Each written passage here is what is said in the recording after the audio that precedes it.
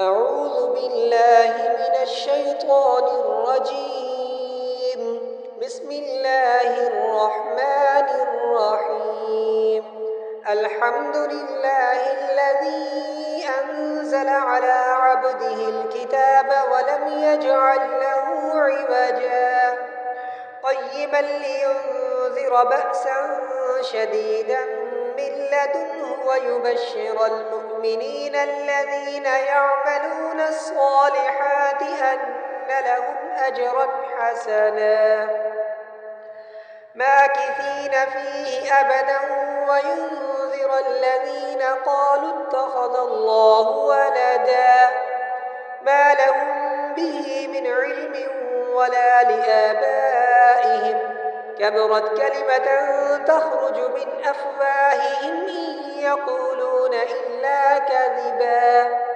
فلعلك باخع نفسك على آثارهم إن لم يؤمنوا بهذا الحديث أسفا إنا جعلنا ما على الأرض زينة لها لنبلوهم أيهم أحسن عملا وإنا لجاعلون ما عليها صعيدا جرزا أم حسبت أن أصحاب الكهف والرقيم كانوا من آياتنا عجبا إذ أبى الفتية إلى الكهف فقالوا ربنا آتنا من لدنك رحمة وهيئ لنا من أمرنا رشدا فضربنا على آذانهم في الكهف سنين عددا ثم بعثناهم لنعلم أي الحزبين أحصى لما لبثوا أمدا نحن نقص عليك نبأهم بالحق إنهم فتية آمنوا بربهم وزدناهم هدى وربطنا على قلوبهم إذ قاموا فقالوا ربنا رب السماوات والأرض لن ندعو من دونه إلها لقد قلنا إذا شططا هؤلاء قوم اتخذوا من دونه آلهة لولا يأتون عليهم بسلطان بين فمن أظلم ممن افترى على الله كذبا وإذ اعتزلتموهم وما يعبدون إلا الله فأووا إلى الكهف ينشر لكم ربكم من رحمته ويهيئ لكم من أمركم مرفقا وترى الشمس إذا طلعت تزاور عن كهفهم ذات اليمين وإذا غربت تقرضهم ذات الشمال وهم في فجوة منه ذلك من آيات الله من يهد الله فهو المهتد ومن يضلل فلن تجد له وليا مرشدا وتحسبهم أيقاظا وهم رقود ونقلبهم ذات اليمين وذات الشمال وكلبهم باسط ذراعيه بالوصيد لو اطلعت عليهم لمليت منهم فرارا ولملئت منهم رعبا وكذلك بعثناهم ليتساءلوا بينهم قال قائل منهم كم لبثتم قالوا لبثنا يوما أو بعض يوم قالوا ربكم أعلم بما لبثتم فابعثوا أحدكم ببرقكم هذه إلى المدينة فلينظر أيها أزكى طعاما فليأتكم برزق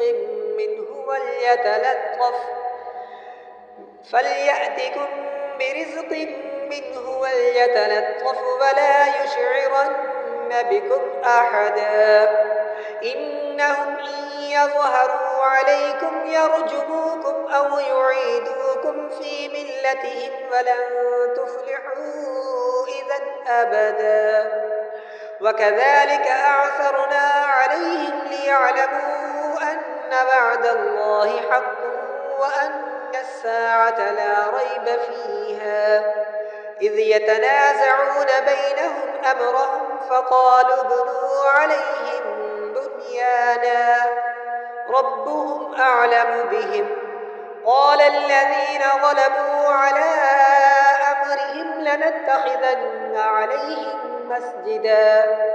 سيقولون ثلاثة رابعهم كلبهم ويقولون خمسة سادسهم كلبهم رجما بالغيب ويقولون سبعة وثامنهم كلبهم قل ربي أعلم بعدتهم ما يعلمهم إلا قليل فلا تمار فيهم إلا مراء ظاهرا ولا تستفت فيهم منهم أحدا ولا تقولن لشيء إني فاعل ذلك غدا إلا أن يشاء الله واذكر ربك إذا نسيت وقل عسى أن يهديني ربي لأقرب من هذا رشدا ولبثوا في كهفهم 300 سنين وازدادوا 9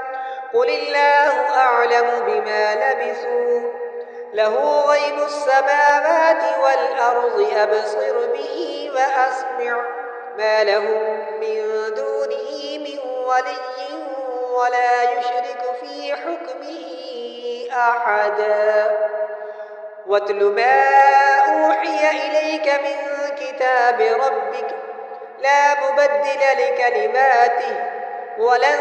تجد من دونه ملتحدا واصبر نفسك مع الذين يدعون ربهم بالغداة والعشي يريدون وجهه ولا تعد عيناك عنهم تريد زينة الحياة الدنيا ولا تطع من أغفلنا قلبه عن ذكرنا واتبع هواه وكان أمره فرطا وقل الحق من ربكم فمن شاء فليؤمن ومن شاء فليكفر إنا أعتدنا للظالمين نارا أحاط بهم سرادقها وإن يستغيثوا يغاثوا بماء كالمهل يشوي الوجوه بئس الشراب وساءت مرتفقا إن الذين آمنوا وعملوا الصالحات إنا لا نضيع أجر من أحسن عملا أولئك لهم جنات عدن تجري من تحتهم الأنهار يحلون فيها من أساور من ذهب ويلبسون ثيابا خضرا من سندس واستبرق متكئين فيها على الأرائك نعم الثواب وحسنت مرتفقا واضرب لهم مثلا الرجلين جعلنا لأحدهما جنتين من أعناب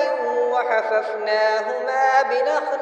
وجعلنا بينهما زرعا كلتا الجنتين آتت أكلها ولم تظلم منه شيئا وفجرنا خلالهما نهرا وكان له ثمر فقال لصاحبه وهو يحاوره أنا أكثر منك مالا وأعز نفرا ودخل جنته وهو ظالم لنفسه قال ما أظن أن تبيد هذه أبدا وما أظن الساعة قائمة ولئن رددت إلى ربي لأجدن خيرا منها منقلبا قال له صاحبه وهو يحاوره أكفرت بالذي خلقك من تراب ثم من نطفة ثم سواك رجلا لكن هو الله ربي ولا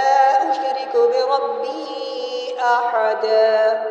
ولولا إذ دخلت جنتك قلت ما شاء الله لا قوة إلا بالله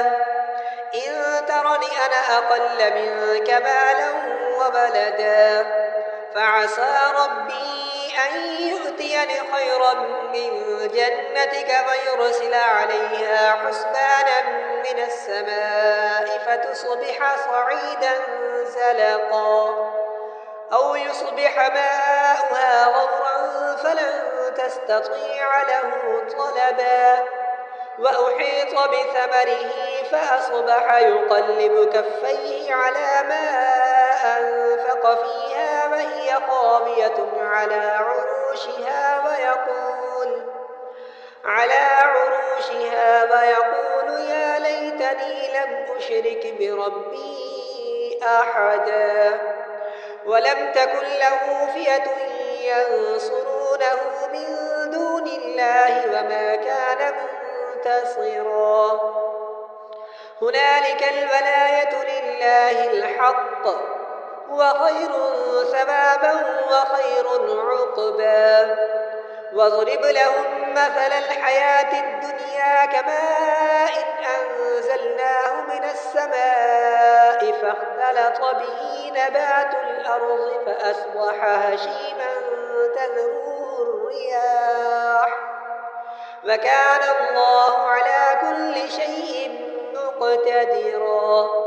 المال والبنون زينة الحياة الدنيا والباقيات الصالحات خير عند ربك ثوابا وخير أملا ويوم نسير الجبال وترى الأرض بارزة وحشرناهم فلم نغادر منهم أحدا وعرضوا على ربك صفا لقد جئتمونا كما خلقناكم أول مرة بل زعمتم أن لن نجعل لكم موعدا ووضع الكتاب فترى المجرمين مشفقين مما فيه ويقولون يا ويلتنا ما لهذا الكتاب لا يغادر صغيرة ولا كبيرة إلا أحصاها ووجدوا ما عملوا حاضرا ولا يظلم ربك أحدا وإذ قلنا للملائكة اسجدوا لآدم فسجدوا إلا إبليس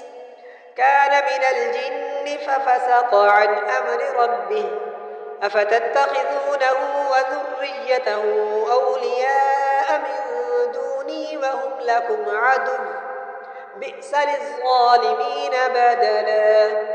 ما أشهدتهم خلق السماوات والأرض ولا خلق أنفسهم وما كنت متخذ المضلين عضدا ويوم يقول نادوا شركائي الذين زعمتم فدعوهم فلم يستجيبوا لهم وجعلنا بينهم موبقا ورأى المجرمون النار فظنوا أنهم واقعوها ولم يجدوا عنها مصرفا ولقد صرفنا في هذا القرآن للناس من كل مثل وكان الإنسان أكثر شيء جدلا وما منع الناس أن يؤمنوا إذ جاءهم الهدى ويستغفروا ربهم إلا أن تأتيهم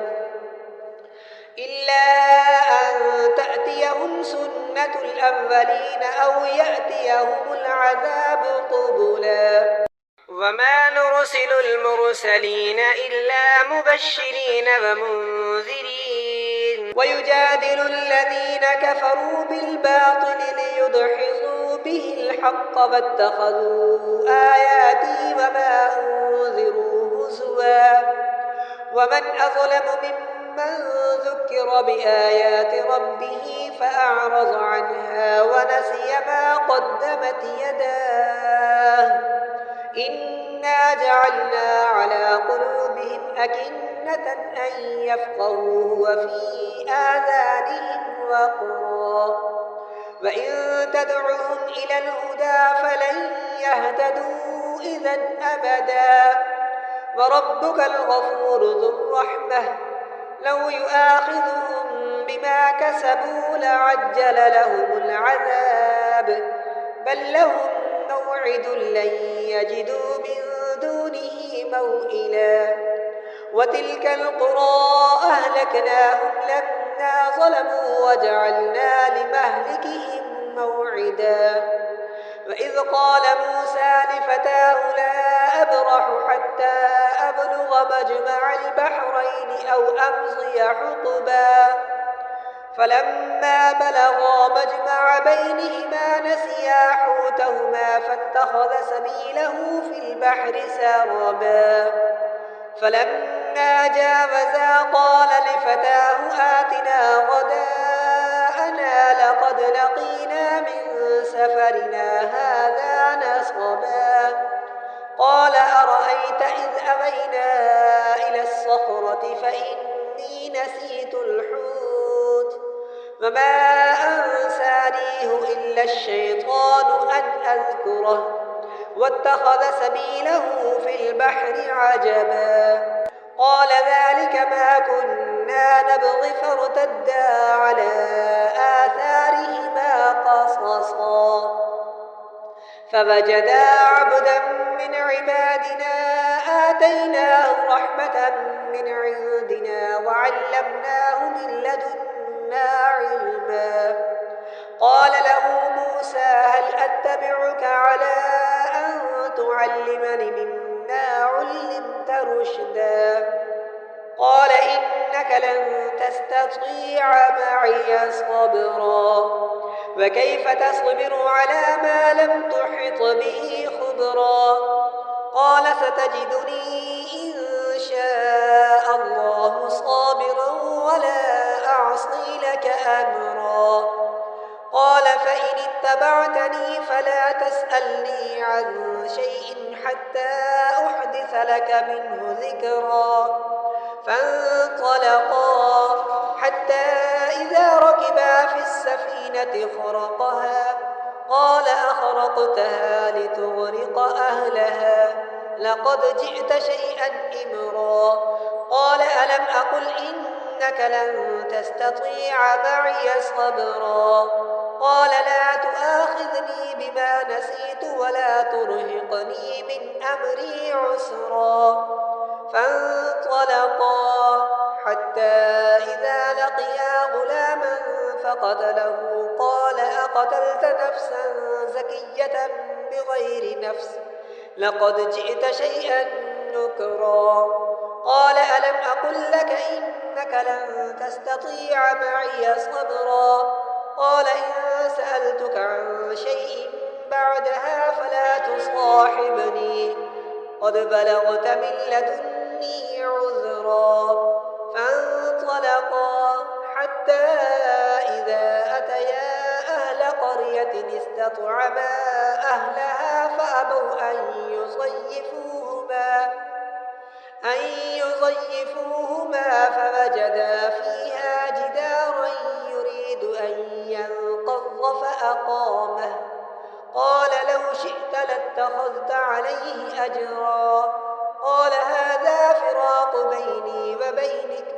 سأنبئك بتأويل ما لم تستطع عليه صبرا أما السفينة فكانت لمساكين يعملون في البحر فأردت أن أعيبها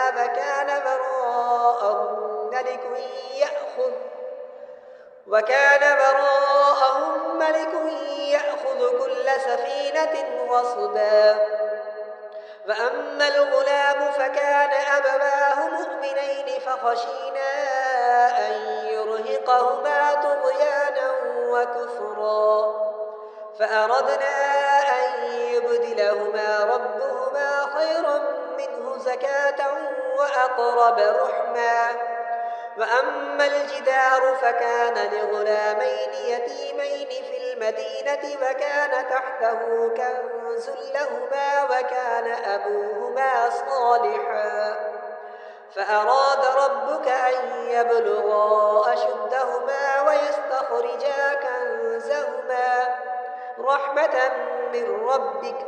وما فعلته عن أمري ذلك تأويل ما لم تسطع عليه صبرا. ويسألونك عن ذي القرنين قل سأتلو عليكم منه ذكرا. إنا مكنا له في الأرض وآتيناه من كل شيء سببا فأتبع سببا حتى إذا بلغ مغرب الشمس وجدها تغرب في عين حمئة ووجد عندها قوما قلنا يا ذا القرنين إما أن تعذب وإما أن تتخذ فيهم حسنا قال أما من ظلم فسوف نعذبه ثم يرد إلى ربه فيعذبه عذابا نكرا. وأما من آمن وعمل صالحا فله جزاء الحسنى وسنقول له من أمرنا يسرا. ثم أتبع سببا حتى إذا بلغ مطلع الشمس وجدها تطلع على قوم لم نجعل لهم من دونها سترا كذلك وقد أحطنا بما لديه خبرا. ثم أتبع سببا حتى إذا بلغ بين السدين وجد من دونهما قوما لا يكادون يفقهون قولا قالوا يا ذا القرنين إن يأجوج ومأجوج مفسدون في الأرض فهل نجعل لك خرجا على أن تجعل بيننا وبينهم سدا قال ما مكني فيه ربي خير فأعينوني بقوة أجعل بينكم وبينهم ردما آتوني زبر الحديد حتى إذا ساوى بين الصدفين قال انفخوا حتى إذا جعله نارا قال آتوني أفرغ عليه قطرا فما استطاعوا أن يظهروا وما استطاعوا له نقبا قال هذا رحمة من ربي فإذا جاء وعد ربي جعله دكا وكان وعد ربي حقا وتركنا بعضهم يومئذ يموج في بعض ونفخ في الصور فجمعناهم جمعا وعرضنا جهنم يومئذ للكافرين عرضا الذين كانت أعينهم في غطاء عن ذكري وكانوا لا يستطيعون سمعا أفحسب الذين كفروا أن يتخذوا عبادي من دوني أولياء إنا أعتدنا جهنم للكافرين نزلا قل هل ننبئكم بالأخسرين أعمالا الذين ضل سعيهم في الحياة الدنيا وهم يحسبون أنهم يحسنون صنعا أولئك الذين كفروا بآيات ربهم ولقائه فحبطت أعمالهم فلا نقيم لهم يوم القيامة وزنا ذلك جزاؤهم جهنم بما كفروا واتخذوا آياتي ورسلي هزوا إن الذين آمنوا وعملوا الصالحات كانت لهم جنات الفردوس نزلا خالدين فيها لا يبغون عنها حولا قل لو كان البحر مدادا لكلمات ربي لنفد البحر قبل أن تنفد تنفد كلمات ربي ولو جئنا بمثله مددا قل إنما أنا بشر مثلكم يوحى إلي أنما إلهكم إله واحد فمن كان يرجو لقاء ربه فليعمل عملا صالحا ولا يشرك بعبادة ربه أحدا صدقت يا رب العالمين। अगर वीडियो अच्छी लगे